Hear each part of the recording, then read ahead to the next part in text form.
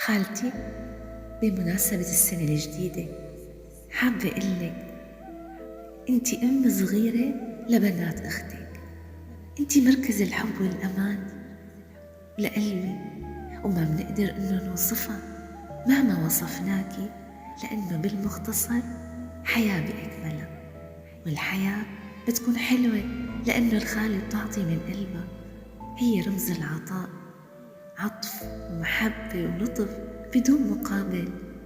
دعوتي إليك بالسنة الجديدة، اللهم أعطي خالتي ثوب السعادة، فرح، كل شيء تتمنيه.